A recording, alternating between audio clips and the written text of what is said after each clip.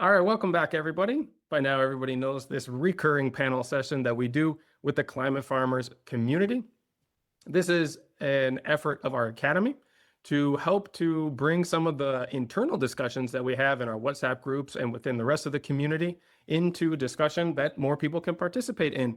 We feature our farmers with diverse perspectives on the topics that we explore. And if you want to join the conversations yourself, we are always open to having new members. Anybody who's an active farmer in Europe can join the community for free through our website at climatefarmers.org. Now, today we're going to be exploring alternative markets and ways of selling what you produce on your farm. We've got 3 innovative examples from different parts of Europe here today. And to start us off, Ariane, would you like to tell us a bit about your operation and how it is that you've explored different markets than just conventional commodities markets to sell things that you produce on a larger scale? Absolutely. Hi, Oliver, and good evening to everybody. My name is Ariane Lotti, and I own and run Tenuta San Carlo, which is a 480-hectare farm in southern Tuscany. I am in a coastal floodplain, and so the primary crop that I grow and that has been grown on this land historically is rice. But I also grow other grains, legumes, forages, and have a livestock herd that helps me to manage pine forests and pasture lands that are within the farm. And the question kind of the marketing and of trying to capture value for all the work that you do is probably the central question of a successful, or one of the key questions of a successful farm business, right? And probably the thing that distinguishes the farm business from a hobby farm or something that you do outside of your work life. The land I manage, I inherited, right? And so that's a big part of kind of the history of the land. And it was a conventional commodity farm when I took over the management 12 years ago. And so the farm was selling raw material, so rough rice and hard wheat through the local cooperative system onto international commodity markets. And one of the first things that I did was really to look at a different type of business plan that would help, one, align kind of the production of the farm with my personal values, which are aligned with the regenerative agriculture movement's values more broadly, but also would help give the farm a future economically. And I don't know if you want me to dive into some of those details right now, or if we're just doing more of introductions. Go ahead with that. Yeah, we'll go even further into detail, and I'll ask follow-up questions in a minute. Okay, great. So the first thing that I did was get organic certification, which at the time was a very big step for the farm that I was managing. Obviously, that has evolved, but the question of certification for the amount of grains and rice and just the sheer volume of what I produce means that I do work with larger supply chains, right? And the transition to organic certification was really one of the main reasons to do that was a market decision. And so the first things I did were primarily to go and find the new markets, either by going through to fairs and meeting potential supply chain partners, or just through local networks and regional networks that I slowly started to build. And so because I guess I would focus on or think about 3 kind of organizing principles when we talk about marketing and adding value to what we do as a farm business. The first is I usually try to have a market identified before I plant what I plant, right? So I now, through the years of building kind of supply chain relationships and the work that we do here on the farm, before I plant anything, I pretty much have a signed contract with a minimum price guarantee, right, for the raw materials that I still produce. The second kind of key thing is really communicating well what you do, right? And building that brand by sharing your story, not just with your direct clients, but also the influencers of your, client base, and making sure that you're the one who's telling what is important about your product and what differentiates it. The third thing is really thinking about what your clients value. And as we, as regenerative farmers, we enter into a dialogue with our land and the land that we're managing. We also have to have a conversation with the people that we're selling our products to, right? Whether that's a supply chain partner that's part of a distributor, whether that's a single customer that comes once a week to a farm store, or whether that's a restaurant that's using a product, right? And those are kind of the three principles that have helped to really focus the marketing work that we do here on the farm. Just to give a broad overview of the sales channels, right? I've built a retail product brand on our rice sales because it's the product that the farm is known for. It's a very particular product for this part of Italy, and there's a market that I've worked to build over the past 7 years for that type of product. But that only represents, that currently represents about 30% of my rice sales. And so the other 70%, I still sell rough rice that's certified organic to supply chain partners, right? Which is that main partner, although I have a number of them, is the organic specialty supermarket in Italy, right? The retailer. And then we have a small agriturismo, which is very common in Italy, and especially in Tuscany, where we do hospitality on farm and host groups and courses and workshops. And some of the rice gets obviously used in that context, but not a lot of it. The other crops that I grow get sold to a number of other supply chain partners, again, on contract with minimum price guarantees. And then the livestock gets sold, in a variety of different ways, because I sell both, calves that are 6 months old. I sell, yearlings that have been, I know all the terminology in Italian for this, that I've raised, right, that go off to slaughter but are sold live. And then I've started selling meat as well through the agritourism kind of hospitality piece that we do, right? But that represents a much, much smaller kind of revenue stream at the moment. Although after a summer like this, we can only imagine that the livestock portion will continue to grow on the farm. And so that diversity of sales channels, while at times challenging to keep, because obviously different clients have different requirements or different things they're looking for in your product, has obviously helped manage through all different types of challenges when it comes to production primarily and market shifts, especially through COVID. Fantastic. Thank you for that very structured outline of the complexity of the different markets, the different products, and how you get those to where they need to go. Felix, do you want to jump in here and tell us about your operation, what it is that you produce, and how you are finding the market that values it? Sure. Thanks for the invitation and bringing this beautiful possibility to share some ideas and knowledge to fellow regenerating farmers. So I'm the fifth generation on a dairy farm in northern Germany. We have 70 cows that we milk twice a day, and around about 80 hectares that we need to cultivate the fodder and to graze with our animals.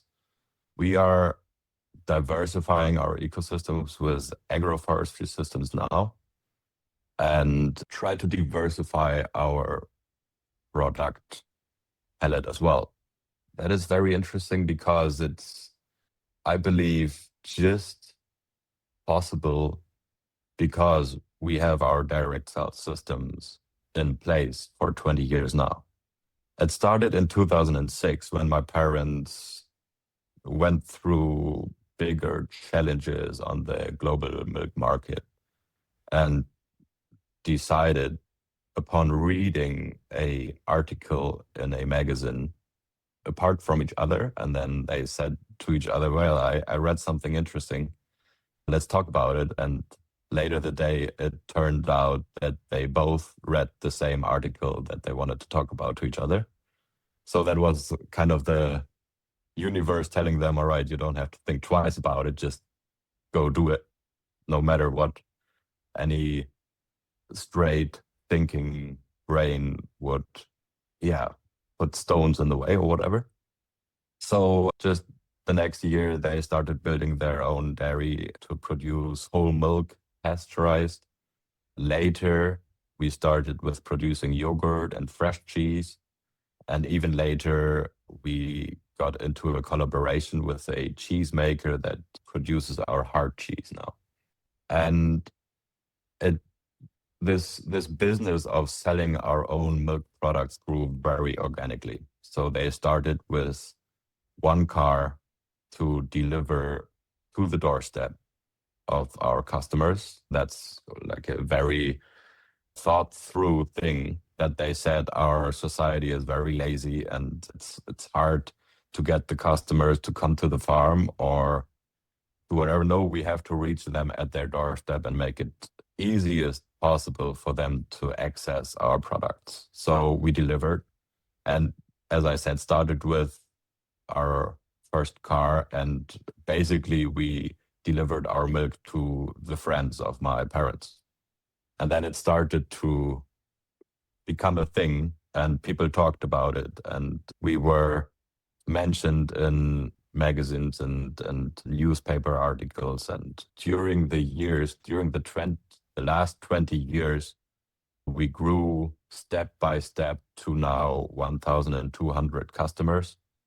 We also sell to kindergartens. We have a quite big city with 280,000 inhabitants close by, the capital of Schleswig-Holstein, Kiel, where we have many cafes that are very happy about our good tastes milk in their coffee. And we have some offices there that we deliver to. And of course, there is a few retailer supermarkets that we also bring our product to shelf, but it's very consciously set to a level of 10% highest of our products that we sell to retailers, because we don't want to be independent of big customers that one day say like, all right, no, we don't want your products anymore, and then we are in the shit. So in 2016, there was a milestone when we get our first on-farm shop with a self-service system. So the customers do everything by themselves and we just load the shelves and count the money, basically. 2017, 1 year later, we got organic certified. And I have to say, I don't know whether it was the right decision or not, because basically we didn't need it. We didn't do it because of a necessity that we would have access to a market. We had the market, we built it ourselves. And the transparency on our website and with the communication to our customers basically did the job of preparing the market. But I was influenced during my apprenticeship on an organic farm, and I got very passionate about growing food organically. So it was my influence to my parents that actually made the organic certification happen. And as I said, it turns out that it might brought more barriers than it opened doors. But still love organic, so I don't really know how to feel about it now. 2023, we entered the market through crowd farming, because after the Corona pandemics, we fell into a digression of our market because people had haven't had too much money anymore. They could fly on holidays again and spend their money elsewhere, and didn't really had the, I don't know, conscious about food anymore. So it was many or big losses for the farm and losing customers. So we thought it's not possible to reach enough people within a local distance. So from that on, we delivered cheese, hard cheese, over the platform of crowd farming, which is quite nice. I like it, but it also fractures our philosophy of selling local, which I believe is the future, or I hope is the future. Yeah, we have one major challenge because of this direct sales system. That is that we basically sell 80% of our milk through our own company, but the 20% leftover milk is carried away by another dairy. And we can be very happy that a milk tank is coming for such a little amount of milk. And we always fear that the dairy says one day, well, costs are getting even higher and it's not efficient for us anymore to get your milk. So we would be sitting on the 20% of milk that is kind of left over. And it's very nice at the moment that we are really flexible and all the customers of us always get their milk. But at one point, it might happen that we have to choose on that we have to sell everything through our direct sales system, and then it depends on the cows, how much milk they milk, and it depends on the weather, how much milk we get for our customers. And then one day maybe we have to say like, well, right now we have a shortage, or there's another time, especially in the spring when we have a lot of milk and don't have the access to the market. So that is a little bit hard sometimes to think about a possible future where we need the flexibility and won't have it. Also, it's a challenge to, as a farmer already, be a professional in many, many different things.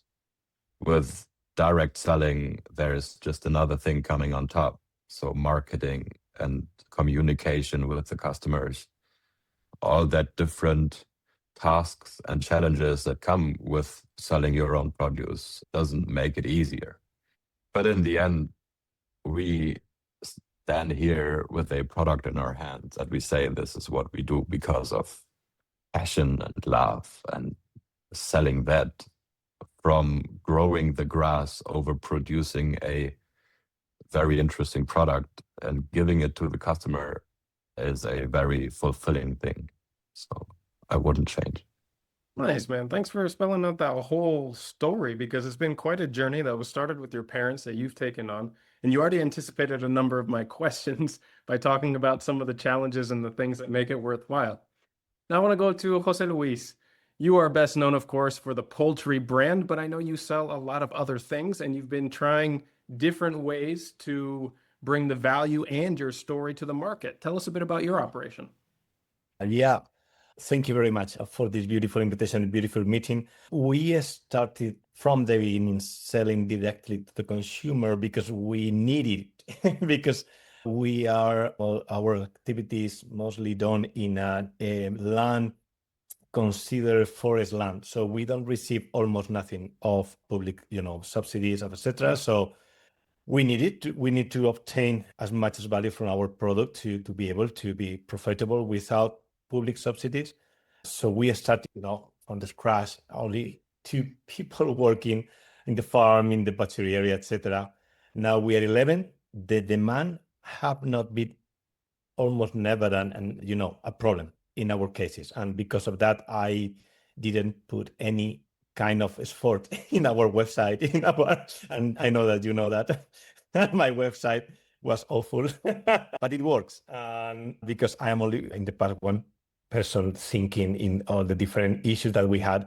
So in order that the money is not an issue, I have to focus in, how to develop, because actually, if we want to develop system that we can scale, we still needed a lot of information and a lot of research about how we can produce, chicken and, we produce pasture chicken and grass-fed beef. We are processing about 2,500 birds to 3,000 birds per month and about 10 to 12 cows per month. Per month. And we sell all of them directly to our consumer. We are delivering about 150 to 200 orders per week.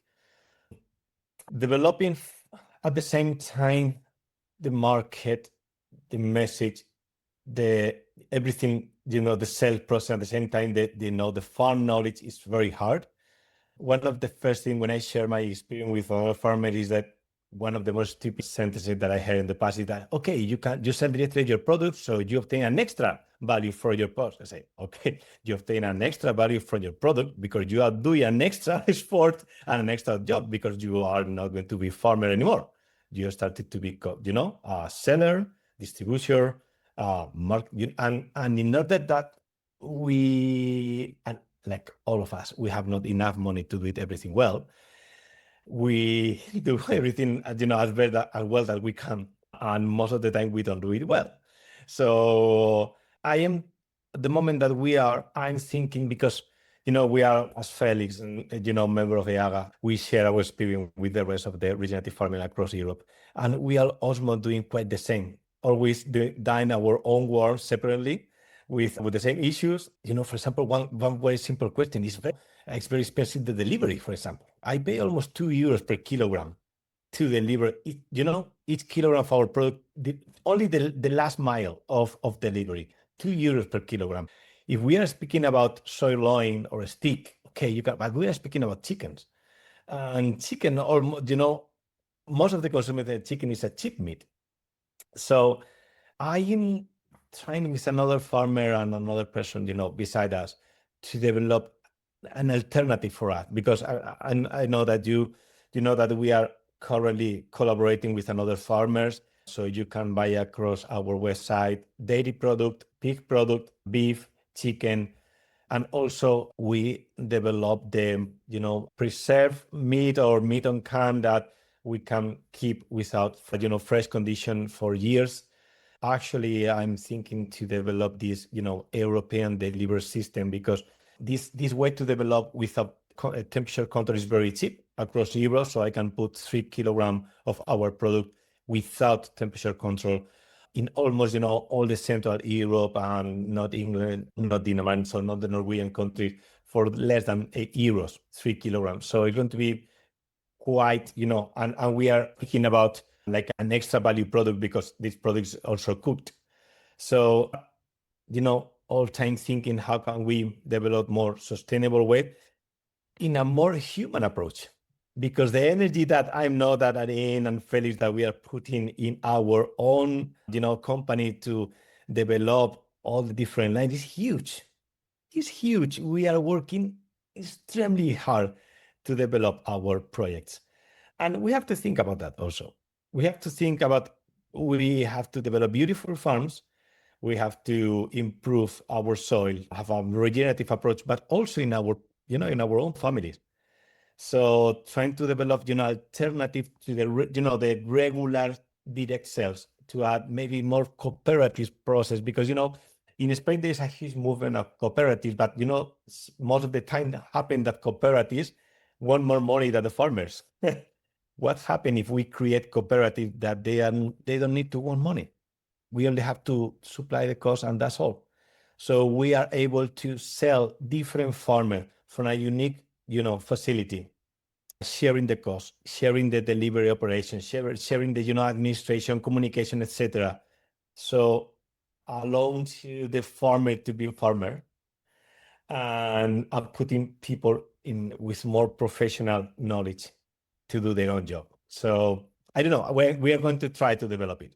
Very interesting, man. And I can see that you've got really big ideas of going beyond just what your farm itself needs and looking at the pieces in the supply chain that are either missing or underdeveloped that make some of what you want to do even possible or not. Now, I want to go into even though it's been covered a lot already, some of the practical pros and cons of doing things this way. We've had a lot of things thrown out already, the challenges of developing a brand, of communicating the story so that people know how your products are different, the things that they're supporting by buying this product more than just getting something that they cook, and the logistics, the transport, all of these are different jobs, the instability in a market that even with direct sales can fluctuate with things like the pandemic that we talked about, the trade-offs between selling larger bulk that is less overhead or logistics for your side. So it might be a little bit more profitable, but maybe you have to give a different price in order to do that. What are the main things that you think people should keep in mind? Let's go back to Ariane when trying to take on a new avenue to sell, because it's never just as easy. Like Jose Luis said, you have to spread yourself a little thinner. You have to take on new jobs and new aptitudes. There are real advantages to doing more of the processing yourself, but there are complexities that come with that. In your experience, as you've been developing this and are continuing to look for maybe larger shares of your produce to go out in this way, what have you learned along the way? Absolutely. That's a great question. And I think especially for this community, if you apply some of the approaches that you think about when you manage your farm, that can help guide a little bit some of the process, right? Which is, what is your context? Like, what is your market context, right? Felix was talking about being near a city of 280,000 people. I live, that's a lot farther away for me, right? And so when you're looking at what your marketing options are, it's really important to understand what your market context is, right? And I would start with looking at what your market context is to get on as solid ground as you can possibly get before you start to either develop new products or do new things, right? About 7 or 8 years ago, I was doing 0% of branded rice sales. I was selling 100% of our rice through as rough rice. And in the past 7, 8 years, maybe a little bit more, I lose track of time a little bit. Maybe 8 years now. I built that from 0% to 30. But I would never, from one year to the next, like completely alter, be like, I'm not going to sell any more rough rice. I'm just going to sell branded products. And that's what I'm going to do, because it takes time to build the market relationships and those networks. And because as has been talked about, there are many different clients do have different needs. And we live in times where we go through pandemics, energy crises, you were saying, Jose, that it's €2. I don't know if it's per kilo of chicken or per what, of just getting the delivery costs, right? And so that's keeping the tabs on where you want to grow your product, right? And what products you want to grow is a good way, but doing it one step at a time and having that conversation with the market, right? Because the market will tell you if it doesn't want your product, essentially, and it'll do so in a pretty brutal way. The other thing I would say is I'd use the example of how the type of investments I've made on my farm in post-harvest management, right? So there are certain things I've decided to bring onto the farm, and there are still parts of the processing process that I rely on somebody off farm to do, right? And when you make those decisions, it's really helpful to be good at numbers, right? So when I first started, when I was like, okay, I'm going to start building a branded product that shares the farm story, shares my values, helps me build different types of markets. At that time, my rice, I was selling rough rice, but our rough rice in post-harvest management, rough rice needs to be dried immediately. Like, it's not like wheat or other grains that are harvested at a storage safe humidity, right? You have to dry rice. And the farm historically relied on external person to do this. But I realized that if I was going to try to build a product, like a branded product, I would have to bring that capacity along with a minimal storage capacity on farm, because I would want to keep product, right, before then processing it, or having the flexibility to process the product to then sell it under my brand. And those decisions will vary widely, like farm by farm, right? But it's important to be honest about what the numbers are, because I could have also, right, built a processing facility for rice on farm, but I actually produce rice outside of the main rice producing regions of Italy.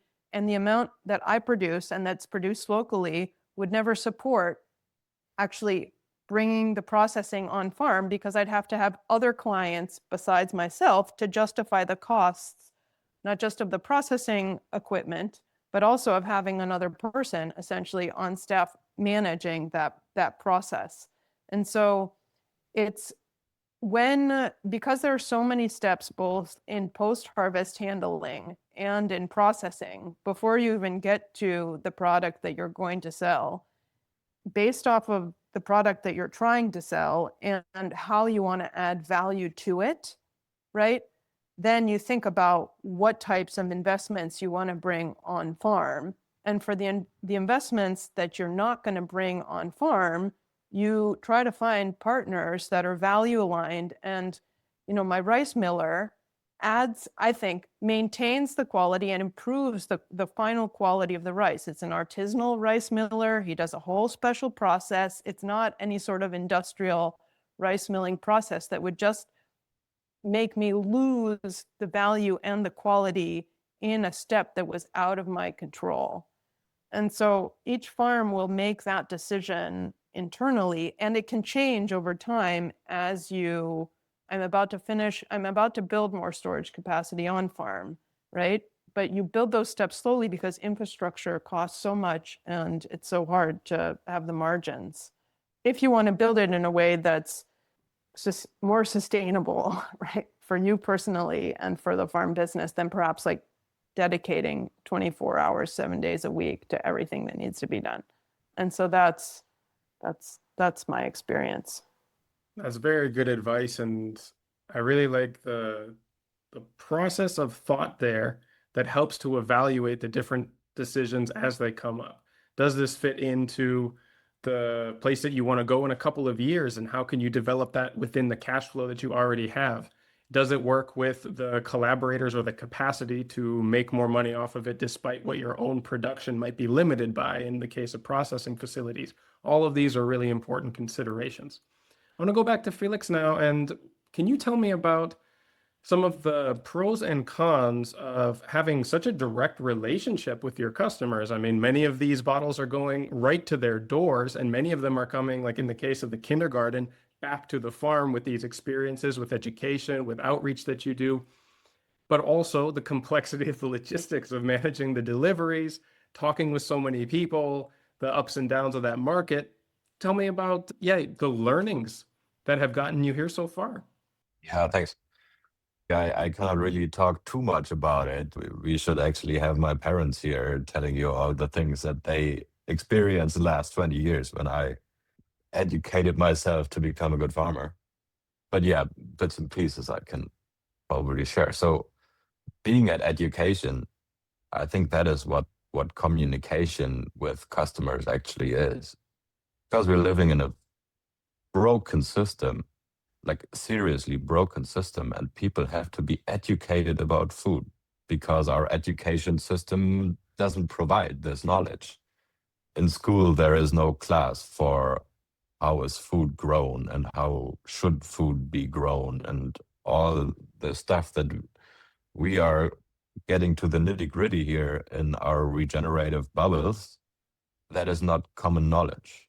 So whenever people come to the farm and asks about why the price is higher than the common milk in the shelf of the supermarkets, I could start talking for hours and just telling them new things they never heard of before. And that that is an effort that I sometimes believe is quite inefficient. So educating one person on a time is time consuming. And we are developing new ways of reaching out to a bigger number of people. And like with our Instagram account or more social media things going on the farm, we actually reach quite a few people. And some people that I noticed, they come to the farm now with a basic understanding of what we do, and that is fun. So having a kind of way to reach your customers before they enter the farm, that is something I'm very happy about that we established now. But yeah, this communication with all the different customers, I would say, is one of the biggest efforts we have. And I wonder if there is an easier way of reaching out people with lobbying for a better education system.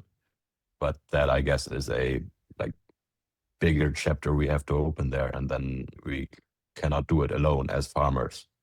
And that would be fun to be able to, I don't know, be at a point one day where we, as Jose Luis says, are in the situation of having too less for all the people that want something. And even though we have such an impact on Instagram and are known for 20 years now, it's not possible to sell all the milk that we produce through our company, which I find weird, even though we are living right next to this big city that should have the customers educated enough to reach out. The next thing that I wonder often about is this capitalistic system we are in, and if we are actually using it for our benefits. Because self-delivering and direct selling in general is doing exactly the opposite, staying small, doing it on our own instead of building farmer cooperatives to have a bigger impact on the market and being a bigger player against our, what do you call it, like other direct sellers that are into the same market. You know what I mean? Yeah. I wonder often if there could be a thing to build like a 5 farms max farmer cooperative in our local region to make it just a little bit easier to have access to bigger machinery but like I don't want to grow as Ala did. That was a farmers cooperative, or is still. They say they are, but it's a huge corporation that I wouldn't call farmer cooperative anymore. So what is the highest scale we can get, staying into a sphere of regeneration still, but make it a little bit easier for the little farm that tries to direct sell their products. It's a fascinating thing I turn around in my head quite often. Yeah. Man, these are some great questions and some great insights from this continuously evolving model, right? This close connection with your community and your customers, but also realizing that there are ceilings on the capacity of doing this, even for a small operation. And I have a feeling, Jose Luis, you're going to echo this in some other ways, but some of the conclusions that often come out of this is that it's not a regenerative business model if you have to do all of these things on your own. Ultimately, we have to collaborate to invest in small scale infrastructure that can benefit more than just one farm, in the distribution networks like we're talking about the education and the outreach. These are really not reasonable things to ask for every individual farmer to participate in. Jose Luis, same question to you. Within all of the complexity and the learning journey that you've gotten your enterprise to, what have been some of the core learn of things that work and maybe things that aren't worth investing in or too big of an ask? I want to answer first what's your question. We shouldn't do everything by our own, mainly because we don't know it well. I want to share only one experience. Last year, I'm very frustrating because I tried generalize all farmers sharing our video on Instagram and say, okay, look at my cows and look at my chicken, it's beautiful. Yes, I'm live, but never increase sales, ever. And unfortunately, I arrived at a moment that I can incorporate a person in our communication channel, and we doubled the views, not the views, the members of our Instagram community, and change everything because we are measuring why our consumer are coming, and there's a lot of coming from Instagram only because she knows how to do the right words, use the right words, the right imaging, and the right moment to put the information in Instagram that works. So I started to think about this. I had a lot of ideas in my mind that okay, Instagram is not working. Yeah, Instagram is not working because you don't know how to use it. So the question is that if every single regenerative farmer need to have their own, communication person, their own battery area, their own logistic management area, administrative, everything, we cannot be small anymore because it's very, very expensive, very, very expensive. So the point is, how can we design an alternative regenerative system that keep the truly regenerative knowledge and management on the land, but use the tool of the bigger guys to be more efficient arriving to the market? And I have no a solution yet. I have no proper answer because there is a lot of things that we can do, but to do that, we need a minimum scale production. We cannot go to the market with 200 birds. No one is going to ask you. All in Spain, we send to the slaughterhouse 850 million chicken per year. All in Spain. So we can say, okay, we are one of the biggest regenerative, chicken farm in Europe. We are processing about, 40,000 birds per year. There's almost nothing. There's no any single chicken meat company interested in you only because you are very, very small. So I don't know if we were to started to collaborate different farmers producing a quite similar product to arrive to a minimum scale that we say to the big market. Okay, we can put at the same moment 5,000 birds weekly in one point in Madrid, for example. Okay, so I don't know, thinking alternative because it's not the for sure receiving people and that I know that you are doing because I share and I know your experience at home in your farm to share your knowledge, your experience. It helps to your sales in a but it need a huge not time, also energy. I have 3 small children. When I'm going to spend useful time with them, only in weekend. I have received many requests from tourist agencies. Why don't you do visit to your farm? When? No, people are going to visit you on Sunday and Saturday. I want to be with my family on Saturday and Saturday. I don't want to say, because I work very, very hard daily. So there is thing that we have to approach. And there's a beauty. There's not an issue. If we want to develop something and we want to arrive to a proper evolution, there exists a beauty to thinking that. Why don't we start to share experience with farmers from Italy, from Germany, from France? What is your issue? Why don't we start to think about it? For example, I have a request now from a company from Central Europe to because they are not able to produce chicken during the winter because it's snowy. So there's any way to collaborate between different farms in different regions to provide each other's. I don't know. We are in an open mind process and thinking to develop new ideas. And give me 1 second to share 2 ideas that I have right here. First of all is the importance of the communication. Both of you are organic, not in my case. So is an issue, not being organic, because you have to defend and you have to explain more why you are regenerative and not organic. And it requires a lot of time, a lot of explication.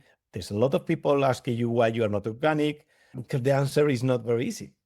And I don't want to open this debate here, but it's not only one question, an economic approach. It's more, a global and, and also an environmental impact approach. So communication is absolutely huge. And from my perspective, try to ask for people that they are professional in this area change absolutely. Absolutely. We are, for example, started to use Google Ads with no experience, with not very good results. And these people come, change only a few things, a few words, and now we are rate of receiving 11 to 12 times more final sales done per euro that we invest on Google. And it's huge. That changed everything. So a suggestion from me at the moment that you are able to contact with professional in communication, in marketing, in sales, in delivery, it is going to change in your end. Try to don't find one specific for you, because there is, freelance that can work for you for a few hours per week. Yeah, no, I can share more information, but I prefer to continue with the conversation. Yeah, these are really good insights too. And I really like the scale that you're thinking at and realizing that these larger collaborations are the only way we're going to make a dent in the market and really have presence, because sometimes it seems antithetical for smaller regenerative operations to think about scaling up in markets and doing these types of big brand deals or getting to marketplaces. But honestly, for most people, we're invisible otherwise. And it is good to at least keep this in mind, even if people struggle with the implications and some of the compromises that have to be made to get there. It's a very interesting discussion to have. Now, we are starting to Can I Here, share go with ahead. you only one detail that maybe is going to break the mind of some of you? Do you know how many times I have to multiply my production cost in order to be able to arrive to the final consumer? How much you have to multiply your... My production cost.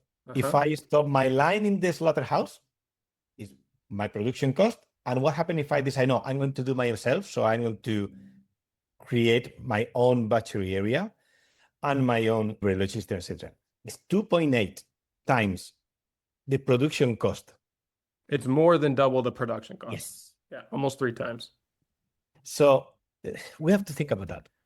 This is the way that consolidation has pushed all of the small intermediate producers out. This is a panel that we had just a couple months ago about what it means to assist farmers by making these micro scale and small industries accessible, right? I've heard from so many people about how difficult it is to get to an abattoir, or that abattoirs won't even take their order because they're too small, or, grain processing facilities. We've heard every different type of this, from creameries producing cheese. All of these things have been pushed into scales of economy that are now unreachable to smaller producers, especially if you don't want your produce to just be washed into the same quality as the mass producers and undistinguished, which there you've lost your whole value proposition. Yeah. There's a lot of pieces to this puzzle. And like we've talked about so many times already today, it's not feasible to ask for every farmer to participate in every line of production all the way to the end, including education, including all of these other steps. So I think that's a good place for us to open this up as a full discussion. You guys go ahead and ask questions to each other. I'm going to invite our attendees to also throw up their hand if they've got questions. But let's just keep this going as a broader conversation today. I see 2 Finnish people opening their cameras. Who's going to be first? You want to go Patricia, first, Stephen? I can jump go on in. first. Yeah. I don't know if I really have a question, but I was thinking what you said, Jose. One thing that I have been reflecting on quite a lot is this, that I think that in the space that we are at the moment, that the way the co-ops were formed about 100 years ago, at least in our areas, were a little bit where they were in the same situation as the region farmers are right now. That I think we also have to, in a way, sort of come back with a new round of this thinking that you were describing of really getting new collaboration started, but in a way just starting from the beginning and quite regionally and locally and in particular landscapes, really do the process again of starting in exactly the same way of getting these new forms of co-ops going, because I think we are struggling when it comes to trying to match these existing structures or even somehow copy the current co-ops that are something quite different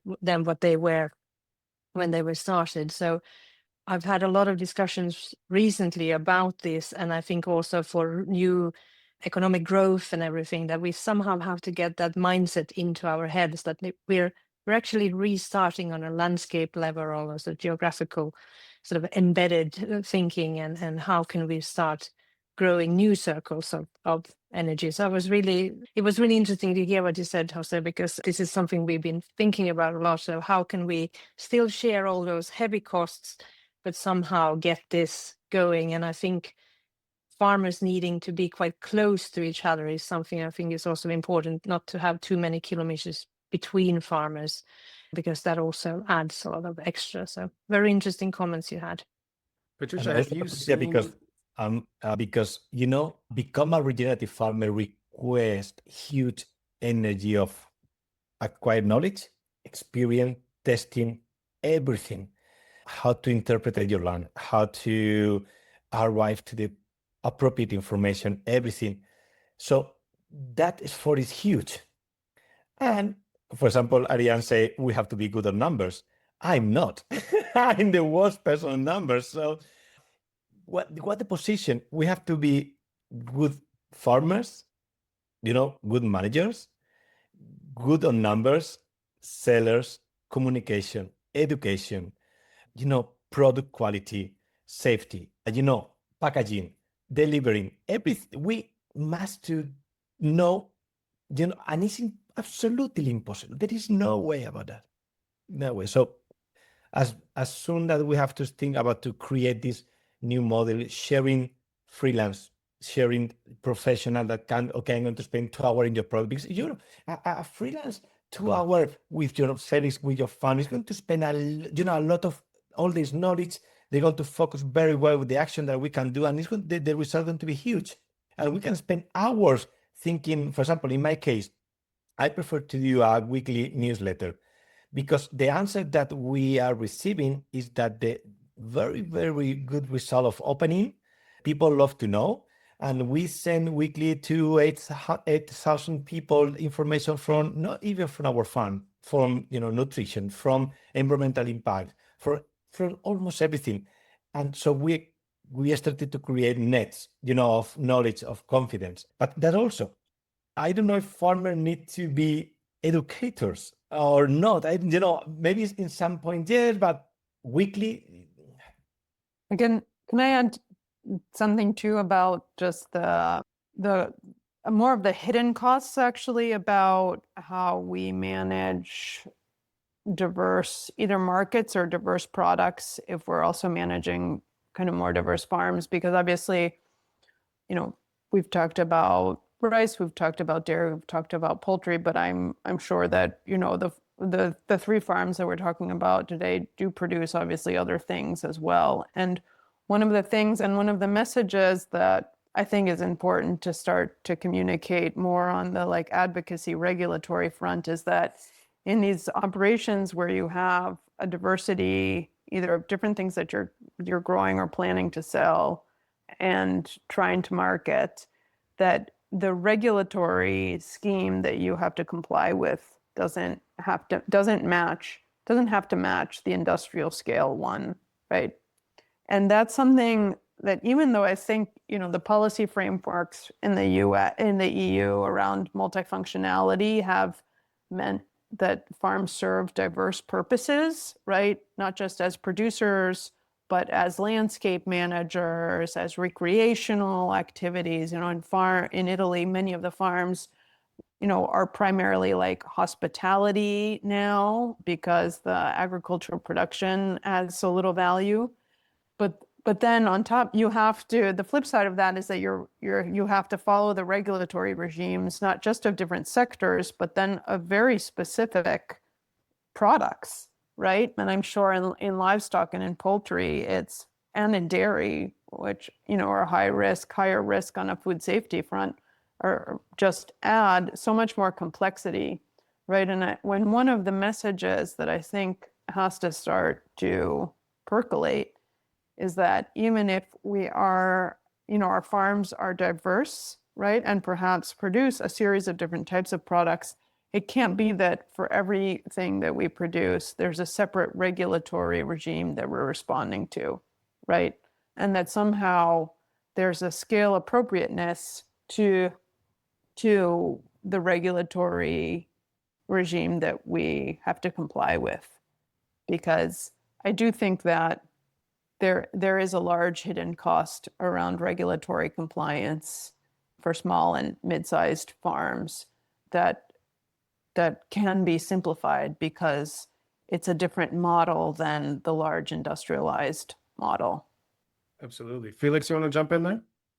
Amazing that you brought this up, Ariane. I totally feel you, especially in our dairy production. I think I can sing carols on it, and you won't calculate it. It comes not when you're prepared for it.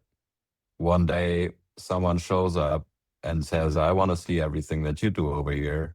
I'm going to run some analysis and take samples of what you do. And then 2 weeks later, you get a letter of whatever costs you have to pay for what this official did. And probably you have to, I don't know, set a new standard at your operation that you didn't knew before and you haven't prepared to. So hidden costs and costs that you cannot really plan well on. I guess being prepared for everything that could come is very difficult to stay ahead of the changes that are being done in consumer aid or whatever, you know what I mean?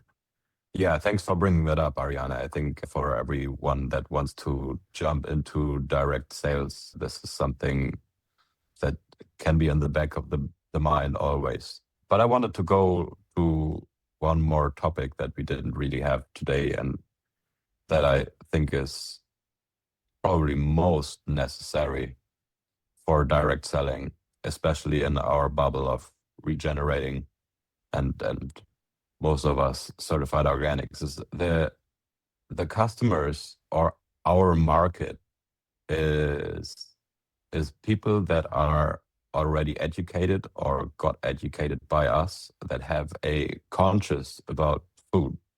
And these people, it matters for them that the product is of quality and it tastes. So especially for all the people that want to process food, don't bring it to the market if it doesn't taste. It won't be a good product and it won't sell. I think taste is one of the most valuable things that our customers are paying attention to. Make sure it tastes. Sure. Yeah, because the story is only going to go so far to a certain section of the market, but if you're running on story alone and the quality of the product doesn't back it up, you are going to run into difficulties, and especially if you're trying to reach premium markets, right? Right. We've seen in a few places where people are trying to not necessarily greenwash, but oversell something that isn't quite ready to be sold on this premium market. And part of educating people to detect the things that are really valuable in what they're buying also means you're going to have very discerning customers, and they will know if things start to go off as well. Stephen, you had a question. Go ahead. I just wanted to jump on your comment, Felix. Has that been a marketing message or a story that you've told? And how has that then influenced your ability to then sell direct to consumer? Or what marketing messages have you found have been most successful? This idea of taste, you mentioned taste. as like taste. something that was important. Well, on like I really love taste and the topic of nutrition density in food. And it's some that brings value to our product and some that brings the consciousness to people about regenerative farming is actually hiring the quality of the products and helps our body to be healthy or access more health. Do you find that your I have market not. responds to that as Yeah, a message? I actually I did it once, like telling on a video on Instagram that our food tastes very well, or our products taste very well, and that is possibly because of the nutrition density, and that is good for your health. So 2 weeks later, I got a call of the people of some officials that say like you cannot say that your product is healthier than others. That is not allowed. So you cannot tell your customers that they get healthy when they eat your food. Like, sorry, please take down that video. I'd love to talk more on that. I'd love to send samples of our products to analyze on nutrition density and compare to other milks that are sold in the supermarket close by. It turns out that one sample would cost 330 euros. So comparing 3 to 4 milks to each other would be quite an investment. And doing that on a regular basis, so I could, like, during the year see different cycles and different milk. Like in the spring, it's a different milk than in the autumn. So yeah, and there we are at the point again where it's not that easy for a small scale direct seller to do the work that is necessary to get all the knowledge and all the data needed to share the value of your product. Yeah, but I guess it's one of the major stories to tell. Like that is the influence regeneration has on our ecosystems and our bodies. And if we cannot bring that to marketing, like, what are we doing? I agree. If I may, I think this is super interesting, right? We're new farmers, started with pasture poultry, laying hens, and we've had to establish our market from nothing. And so one of the things that we looked at here in Finland is, well, what is the context and what motivates consumers? So looking at the food study, Finland 2025, consumers are motivated by price and convenience. Probably not a surprise, but recognizing that not everybody is going to be our customer. So then we had to identify, well, what is our customer and what marketing messages may respond to them? And I think that's where we're right now trying to understand what are the messages to the various customer groups or segments that we've identified. And so that's why I asked specifically about this nutrition density and taste. But I'd be curious, Ariane and Jose Luis, are there other marketing messages that you found have been successful? And does it matter based on product category? Or is it more universal with like a regenerative, farm products? I did the job, so I can answer you directly to your question. So don't spend more time. 3 niche or market: mother who are aware about their children health, longevity, and trainer. That niche are very, very sensitive to nutrient density and health topics. Nutrient density, and the union to health, personal health, and future of Europe. That there is a lot of people interested in that, but that claim is very interesting. They provoke you more open. The newsletter. You obtain more opens, but less clicks.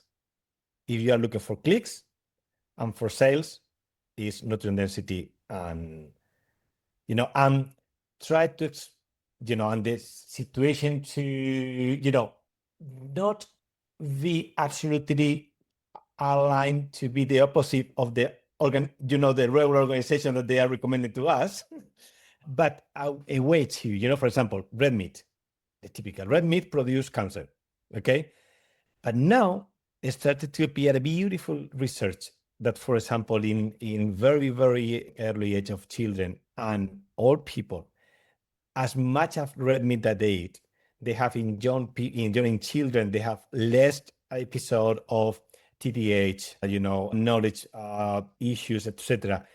And in the way, in the other party, in old people, they have a very, very strong delay of, for example, Alzheimer process, as much as red meat that they eat.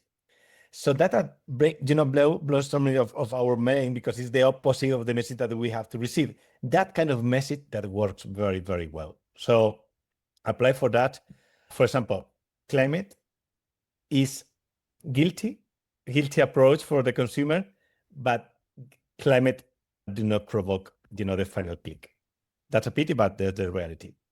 Yeah, just add one thing to that, because I think that was a pretty exhaustive and very useful kind of list of both target clients potentially, or sensitive clients, and messages.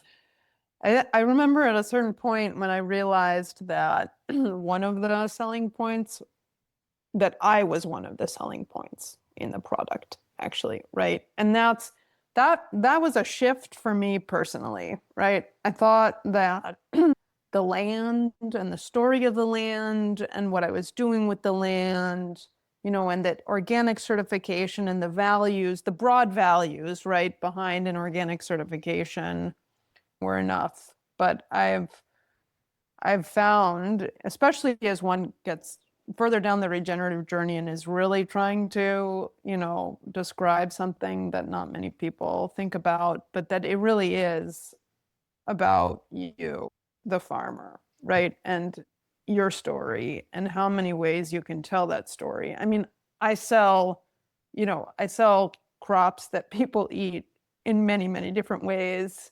I sell rice that is the number one crop eaten in the world, right? And I'm trying to differentiate not just on production practices and place and approach and values, but then the thing that I find, and that's why, for example, the educational experiences and tours on farm are really so valuable, because those are the people who then are excited about your product and are willing to pay that price premium, but also whom you've connected with and you feel good about, right? And share your values. But I remember that moment when I realized that I had to put my face on what I was doing, and actually put myself out there in a way that I think, obviously farming does attract a more introverted crowd. I think we'd all perhaps prefer to just be out with our cows and our chickens and our plant. But if you're going to make it work, then you do have to put yourself out there in ways that I think at least have made me uncomfortable, and then you kind of find some comfort with it over time. Authentically. Yes, of course, right? I Thank think you that for is specifying that is that. key Yes, in yeah, this whole thing. exactly. Like, storytelling is one thing, but being you and feeling yourself in front of the camera, or whatever type of communication you do, is, I think, the most important. So when you're happy with yourself, and people feel that energy through the way you're communicating to them, that is when emotion hits and you get to be stuck in their brains.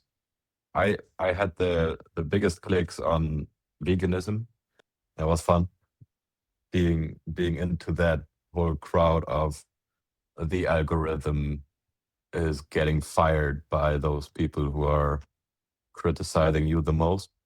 Also, glyphosate, and these key topics in society that fire everything up, obviously brings you into the feed of everyone, basically. And then one of the biggest videos we brought out was about the motherhood of cows and calves. So very emotional as well. And then, which I find fascinating, is whenever I get to make the broken system we are living in look very ridiculous. It's also very fun for all the people that watch it. I don't know though if it brings up the sales or not. So our social media channels, they grew crazily the last year, but our sales didn't really. Crowd farming actually did. So when it's not on a local area that you're selling, Instagram could be really good if people can access from wherever they are. If you try to direct sell in a local area or even on a market, which I'm looking forward to do one day, probably newspapers or magazines in your region, or even the mouth to mouth way of communicating is probably better and worth the effort more. Can I just add one more thing, Oliver, that I feel we've missed from this, not missed from the conversation, but an important market that I work a lot with because my market isn't solely direct or not close to that. I work a lot with chefs, right? Mm. And and in the years since the pandemic, that our work has increased a lot with chefs, and it's it's a really good collaboration when you find good chefs, right? And you're nodding. I think sounds like you all already know that, but I'll just mention it for like the the podcast and the YouTube video that the thing that's great about chefs and the ones that are like values aligned is, one, they make your product taste even better than it might, right? Just on its own. So they help provide content too, right? So we send out a monthly newsletter, and there's always a recipe, and usually that recipe is a collaboration with a chef, right? And that then produces also a couple of social media posts, and then we usually ask to or provide some sort of discount to if it's mentioned on the menu that the rice is from Tenuta San Carlo, like all these different kinds of things. And that means that you're filling a market segment because the pricing they get is like the retailers, right? In terms of their reseller. And so they're adding value to my product. And so it's a price point that's a little bit more manageable, right? And they're also serving, some restaurants are just like a box a month, but there's some that do a pallet a month because that's what they do. And it's maybe that mid-range market that is between that kind of direct consumer and then just a customer that you're never going to meet, right? Because they're helping to interpret and explain and share your values. And in our internal strategy, because we've started working so much more with chefs, we've also started asking ourselves in the past few months, what do they want from us beyond just a high quality, dependable, reliable product, right? And some of the more innovative stuff that we have thought about for restaurants, in addition to collaborating on like maybe a high profile event, right, has also been to put them in touch with any media contacts that we have and help, suggest to maybe a journalist that they go and try that restaurant if it's a chef that's up and coming. And so really trying to build that relationship in a way that is that's not just someone who's randomly ordering, but that can really build a partnership with you. Fantastic. Yeah, I've heard a lot of things about restaurant sales, working with chefs and people who amplify your message. And it's a funny thing that chefs have become so popular in our society at the moment. There's TV shows about them, there's travel cooking shows and the Food Network and all of these things that have really put a spotlight on food. And I'm really hoping that quality growers will get their spotlight moment as well. There's just as much artisan crafts in what each of you guys do. And I hope that that bridge is made sooner rather than later so that we can see all of these incredible stories on television, on miniseries, and, take its rightful place, I think, in our culture as well.